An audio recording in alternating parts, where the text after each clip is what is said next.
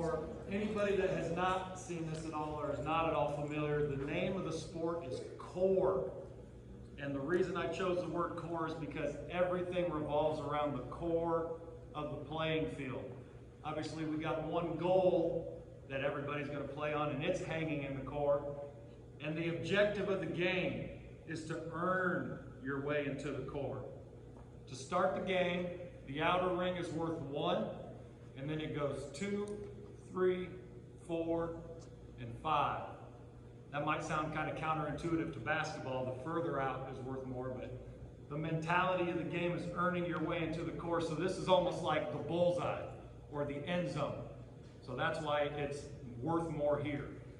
So to start the game, 1, 2, 3, 4, 5, and the objective is earning the rings from out to in. So you're trying to score within the outer ring.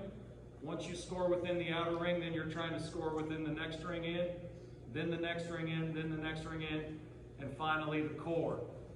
It's a make it, take it game, and the idea is if you're trying to score within the 1, but you have a teammate perhaps open in the 5, you can make that pass and score your 5 points, but you haven't closed the ring out yet. So since it's make it, take it, you get 5 points on the board, but you're going to get the ball back, you're going to take it out, and then you're going to try to score within the 1 again. You're going to have your rings closed out, and you're going to have your total of points. To win the game, you have to have all the areas closed from out to in, and you have to have more points than the other team. That's how you win the game. So like I was saying, if you're trying to score within the outer ring, and maybe you have a teammate here, you get your 5 points, but you haven't yet closed that ring out. So to win the game, you have to have more and all the areas closed out. Does that make sense? Pretty easy. Has anybody ever played cricket in darts? A game of darts? It's very similar to that. If you understand that mentality of scoring, you got to get all the areas closed out and have more points than the other team, okay? If, by design, if you have all the areas closed out and you're still down in points, since that's the objective of the game is earning your way into the core, the point system flips because you have done what you wanted to do. You've earned all the areas. So what started out the game as 1, 2, 3, 4, 5. If you close all the areas out and you're still down, it goes 5, 6, 7, 8, 9 for the outer ring. Because you've earned it. You accomplished what you wanted to accomplish. So now that 9-pointer is going to decrease your deficit faster, so you can, I call it a shooter's chance. You're going to have a higher chance of decreasing that deficit on your opponent.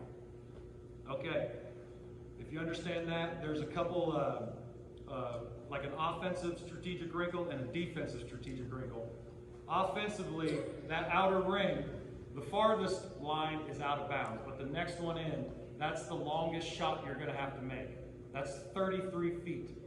So that's like Steph Curry range. That's a long distance shot. It may be possible you have trouble scoring within the outer ring. If you perform an alley-oop, say from the 1 ring, and you pass it to a teammate and they catch it in the air, you have the choice as the team. Either we might want the 1 ring and the 1 point closed out, or we might want 5 points, depending on where you are in the game. So if you're having trouble scoring in that outer ring, that might be a way for you to close out that long shot. You can throw an oop anytime, but it's most advantageous in the long distance, trying to close that outer ring if you're having trouble. That's the offensive strategic wrinkle of core.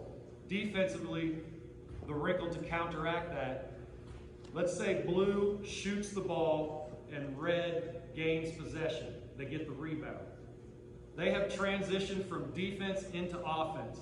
Once they transition from defense into offense, they're going to take the ball out of bounds. If they have not yet closed the outer ring, they're going to take it all the way out. And they are in a transition play. They went from defense into offense. If they score in that transition play before there's either a foul or a dead ball, they get to choose. Either we'll take the points in the ring if you scored within the ring you're trying to close, or they can erase the most recent ring from blue. That's the way to counteract the alley-oop. Does that make sense? All right. All right, it's a little bit more of aggressive than a basketball game. You don't have to dribble, so things like on the arm and reaching in and stuff like that won't really be called. But you still have to let somebody jump and shoot safely and land. And wherever you have the ball, like say I have the ball in this ring right here. I can run in the entire ring, or I can retreat away from the goal. But if I want to advance the ball towards the goal, I have to pass it. If I went like this, that would like be the equivalent of a travel, okay?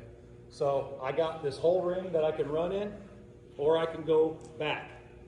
But if I wanted to go towards the goal, you got to use a tape, you got to pass it. Now, if you go back and you bring one foot out and come back in, I'm going to give you that kind of leniency as the offensive player just because this is like an incremental game. Or if you come in here and you take one step and come back, I'm going to give you that. But 2 steps in would be the equivalent of a travel. Or 2 steps this way, you've committed yourself to this ring now. Now you can't, now you got to pass it to go forward, all right? One thing unique to CORE, which you guys don't have to get too crazy today, but if you get involved in a jump ball, in basketball they blow the whistle and it switches between the teams. With CORE, you're basically the 2 people, the teams can't dogpile on each other, but the 2 people involved in the jump ball are basically going to wrestle for it until somebody gets it. That's basically what it is. As soon as someone has clear possession, that's when it stops and that team takes it out wherever they need to take their new possession. That was real brief and that was a crash course, but any questions looming from that or anything like that? Or shall we just play one? Play one.